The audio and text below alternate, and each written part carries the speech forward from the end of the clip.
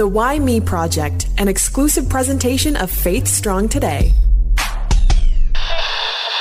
It's been a while since we've had a chance to talk to something that I think we're very passionate about, and that would be grief, because I think we all go through different forms of it. Yeah. And it's so great that we have an opportunity to talk with Peg Beaton, who is, would you consider yourself, Peg, a specialist? Well, I have focused my life on making people aware of the effects of grief in their life. Okay. And I'm coaching now, still. Yeah. And, with that coaching, the first thing I usually deal with is, what losses are you experiencing or have experienced that you haven't processed? Because that's where I see people, especially in depression, that people get stuck there. We would be remiss to not ask our first and skill testing question, Peg, and that would be, who are you and where did you come from? I was actually born in Alberta, raised in BC my whole life, was in Alberta until 21 years ago when we decided to help our kids move to Saskatchewan. And I was unemployed at the time and had the opportunity to get hired by the college here. And through all of that, my background was education and counseling, right through psychology, sociology. And I ended up in education, out of, that's where the job opportunities were. And then when I moved into post-secondary education, I moved into career counseling and then personal counseling, because students attending university have lots of personal issues that get in the way of their studies. So that's does that give you it in a nutshell? Yes, there you go. That's good. Yeah. But why would you leave Alberta? Right? Well, actually, I was born in Alberta during the war. Okay. And so that sort of gives you an idea of how old I am. But I was born in Claresholm, Alberta, because my dad was a flight instructor in the Air Force at that time. Oh, wow. So I'm the only one in a family of 10, including my parents, that were not born in Kelowna, BC. Oh, okay. So you seem to have this heart for helping and this heart for teaching. Was that always something then that you felt like that's where you were going to end up? Well, actually, no. I thought I was going to go into the sciences in my first year university, and I was going to be a lab tech, and I wanted to study the causes of disease. And then after completing my first year of university, I actually became a nun for 6 years. A nun? A nun. Okay. Wait. How do you go from sciences to I'm going to be a nun? Well, it was kind of one of those things that was always in my background. And so the thing is, being the eldest of 10 children, I sort of took on the role of being, it was quite normal in those days that if you were a Catholic family, that there would be a nun or a priest in the family. And I always had a certain attraction to that, and specifically to my religion and my upbringing. Yeah. And so I decided that I would go and follow that. But it didn't take me, 6 years. And actually, I kind of knew before that it really wasn't where I was meant to be. Yeah. Sure. And I had a very strong feeling that, we were raised that it was either single life, married life, or religious life. Those were your choices. And so I came out of the convent after 6 years and then proceeded to meet my husband in my next job. So there we are. Amazing. Well, at one point, and I mean, you have written the book, Healing a Family's Journey.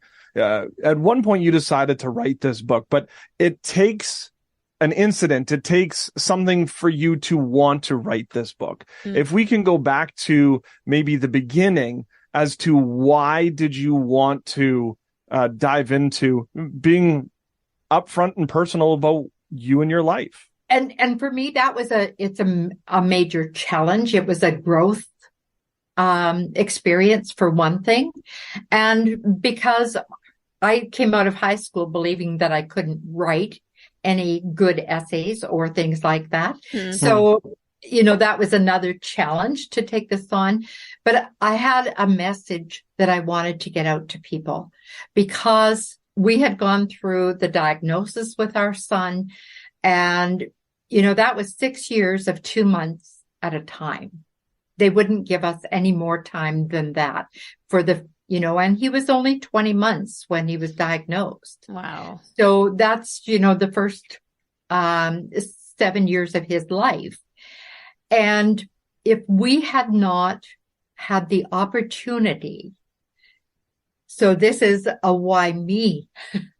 Why did someone come to us and say, this course is going on and we think that you could benefit from it as a family and we will pay for it.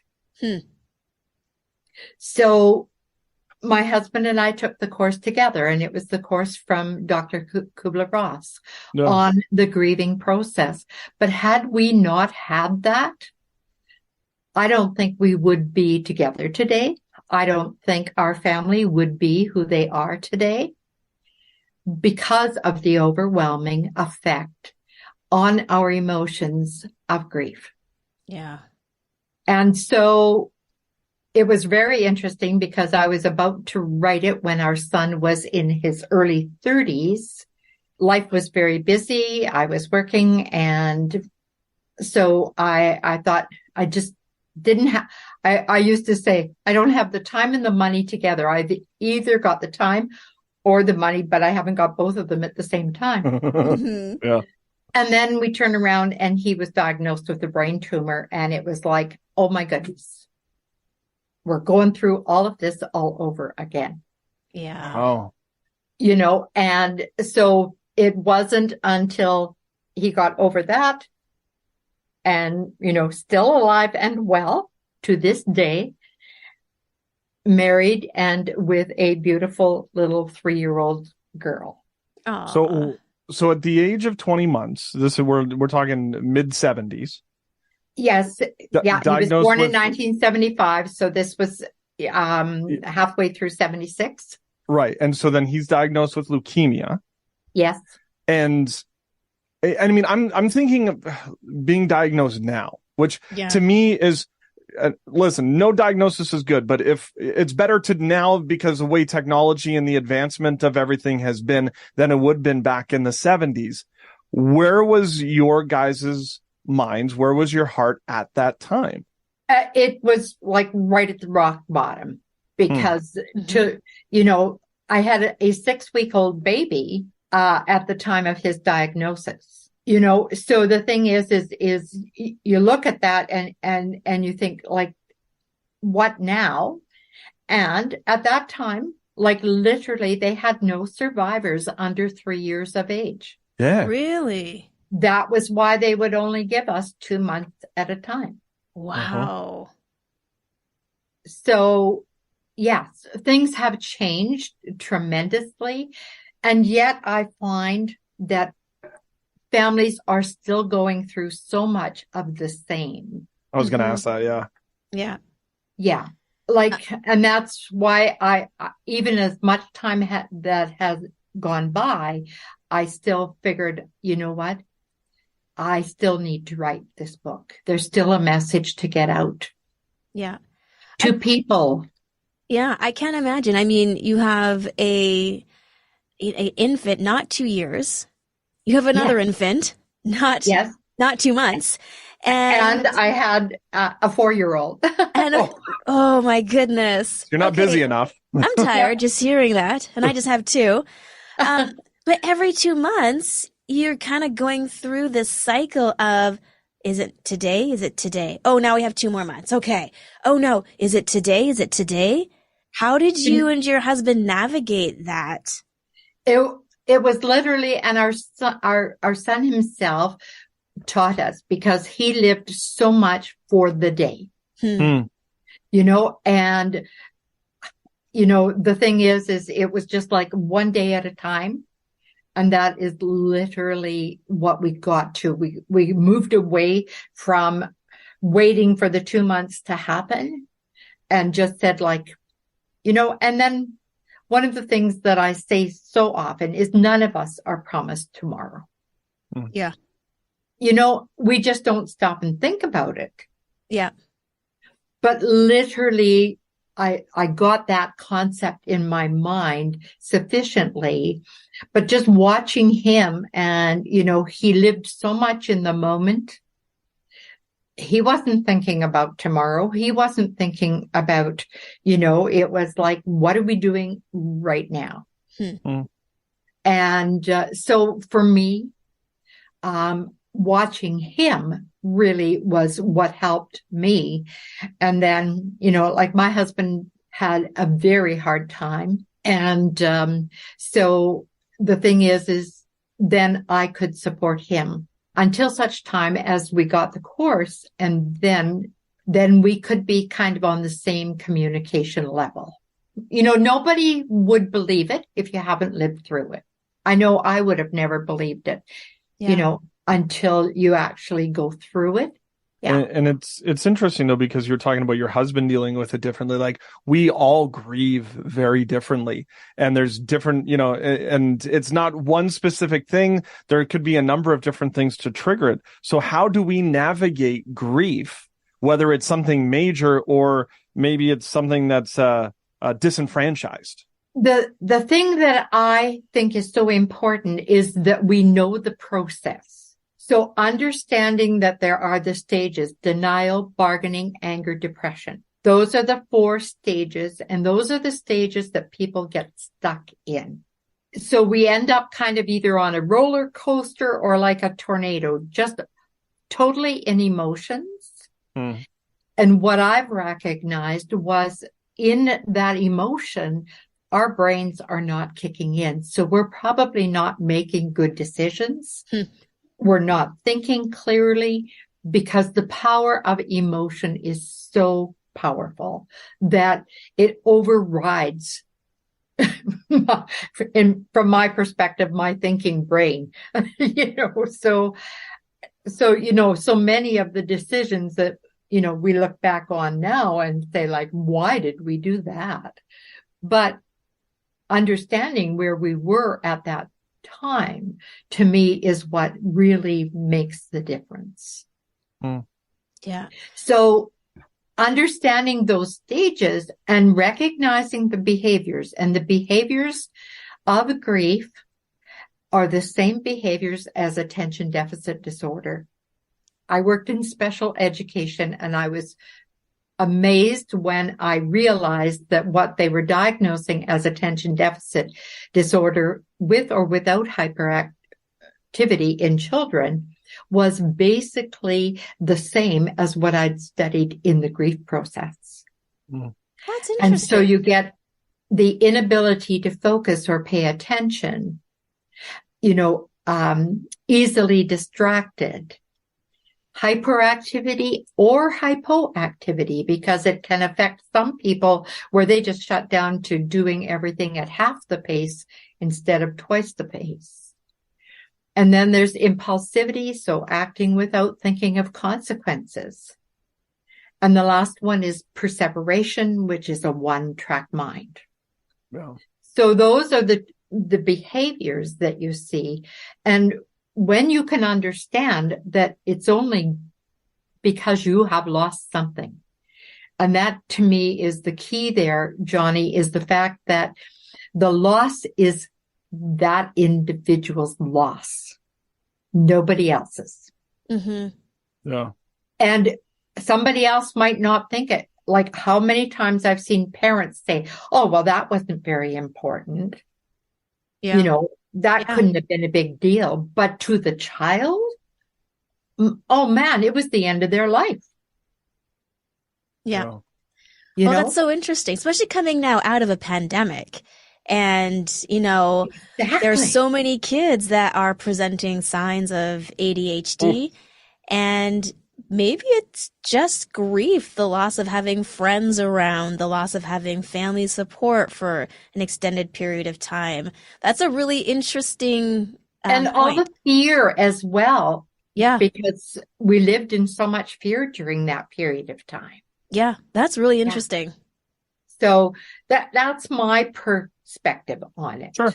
Yeah, you absolutely. know, and You're the that boss, is Peg. why I didn't only write a memoir, but I wrote in the appendix, I wrote about the grieving stages, about the behaviors, because as soon as we move to acceptance, and that to me is accepting that we cannot change the situation. It is what it is. And so when we can move to acceptance, then we immediately, our brain, and I've studied the brain extensively, and the brain basically flips from victimization, so things happening to us, to empowering me to make change on my own. And that's what happens when we get to acceptance.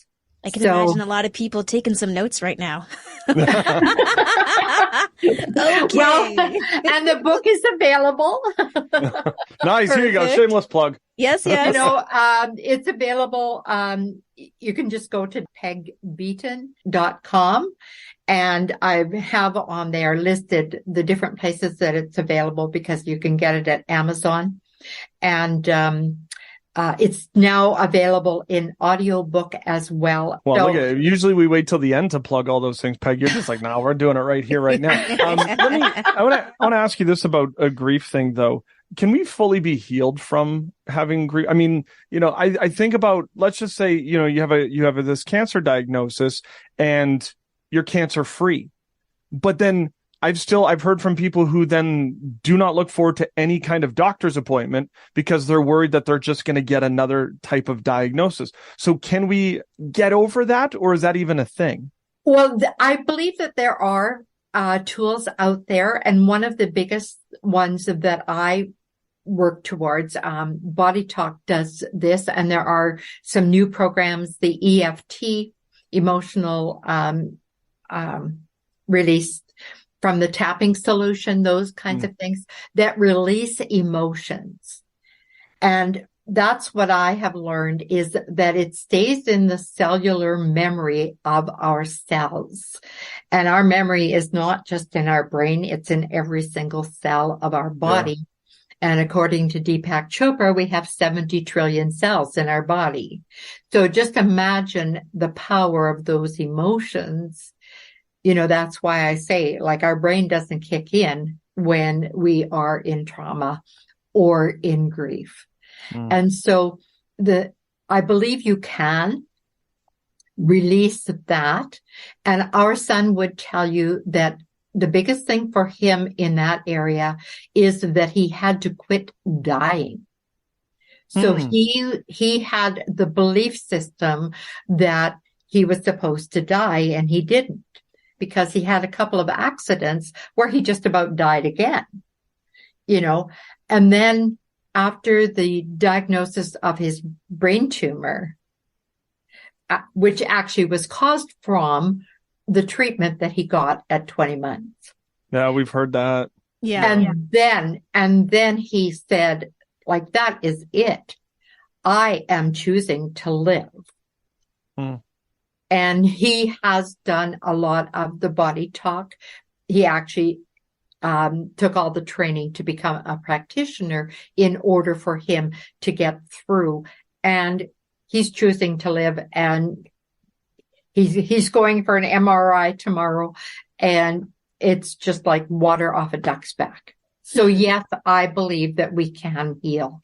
I love it. That's amazing. You know, but finding the tools that work for you, I think, is key.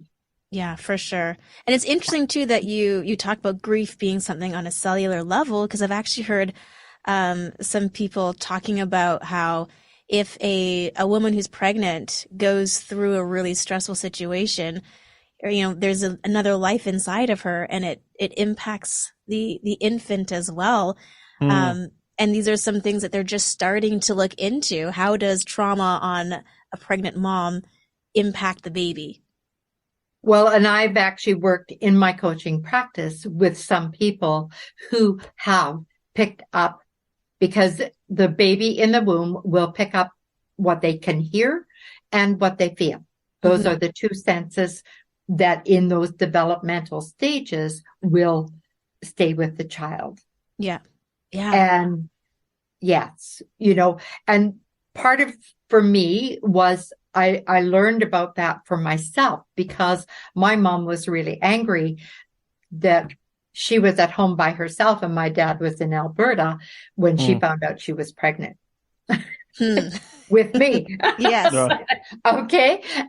And like I used to say, I was born angry. Angry with the world. And then when I began to understand this, like, yes. So it was something that I personally, and then I've seen it in our son as well. So, yeah. So for those who pick up the book, for those who are looking for some reading material, did you write it to give answers? Did you write it to give insight? What was your heart behind it? Basically, it was about sharing our experience as a family so that people can relate to it. And honestly, I would say if you read the book, you probably cannot help but release and relieve yourself of some of your own personal grief. Yeah. Because I didn't hold back on anything. And at the end of each chapter, I basically identified the people in that chapter as to what stage of grief they were dealing with, what their fears were, because I think the fear of the unknown has such a major factor on how we are thinking or feeling. And so that I put that at the end of each chapter so that people would have something to relate it to the grief stages. So it was more about what people could learn about the grieving process, Johnny, I think, than anything. Yeah. So that people could realize how important it is to deal with their own grief so that they can get on with living, and that's what I'm all about is, live, love, laugh, and be happy. It's my motto in my kitchen. I love that. And it's such a great perspective. And to know that you were able to find tools that worked for you, that helped you get to a point where you can use it as your life motto. And the end isn't grief. It's the acceptance and what comes next and living. Like it doesn't end. Living life to the fullest. Absolutely. Yeah. Absolutely. I'm sure there's like also a lot of that where you're processing why and you're processing what's happening. I mean, this is the Why Me project. Can you maybe unpack some of those why me moments that you were thinking and having to work your way through? Well, the one why me moment that was I was sitting in a chapel and trying to process, like, why? What have I done? What have I not done? Why me that all of a sudden I have a son with leukemia and we can't find any reason why? Yeah. So what is my role in all of this? And,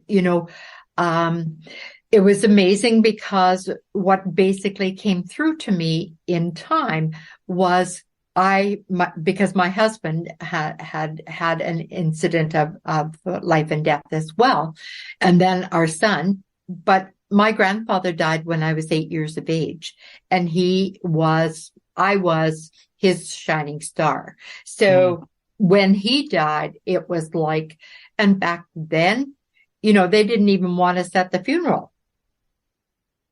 That was the way things were. Yeah. And, my parents took us, but we had to sit in a back room, and they only took, us, the two oldest children. And, but we had to sit in a back room and not be seen. Well, I never got the chance to work that grief through. Yeah. So when the third incident came along and our son was diagnosed, it was like, why me? What have I done? and we take on the responsibility of this happening in our lives when in fact it has nothing to do with me. Yeah. Yeah. No, that's good. Healing a Family's Journey, which is available now. PegBeaton.com is where you can get that. She's already told us, but we're just going to repeat all the goodness that she said, Peg. We appreciate you for taking some time out of your day and sharing your heart with us. Well, and thank you so very much for inviting me. It's been an honor and a pleasure to be a part of your show. I love it when we get to, there's certain things that we have known in the past. There's certain things that we learn that is brand new and things that, you get recycled and you're like, oh yeah, I forgot about that. Yeah, exactly. And it was just great to connect with Peg and just to hear about her story. What an incredible story. I can't imagine having such a young family and going through that and then revisiting the hospital again when your son's an adult and has a brain tumor. Like, whoa. And yet here she is, loving life. There are so many people that we know, not personally, but just know in general that are going through some sort of trauma, some sort of grief, some sort of, maybe it is a cancer diagnosis, and know that, we are thinking and praying, and hoping that, the doctors will have everything that they need in order for you to become cancer free. I mean, it's things that unfortunately is too common, Holly. And I like how she said about navigating grief and finding the tools and the ways that work best for you. Yeah. And there's so many resources out there. And so some might work for you, some might not work for you. But if you feel like there is something in your life that you are grieving, I just want to encourage you just to reach out and just see what kind of resources are available for you, because there are actually a lot and a lot of different ways too of processing grief. And if you're like, I don't have a ton of money, guess what? There are people out there who are able to help and it does not cost anything or very little. Where in the 70s to where we are now is very different. Yeah. And we're hoping and praying that it's going to get even better. There you go. Thank you to everybody who has downloaded, subscribes, who listens, who follows us on all the socials, who goes on to YouTube and looks at these mugs. We are so thankful for all of you. We appreciate you. And of course, you can download, rate, review, subscribe wherever you are, whatever platform you're on, and you're listening to us. And then, of course, you can always go to faithstrongtoday.com.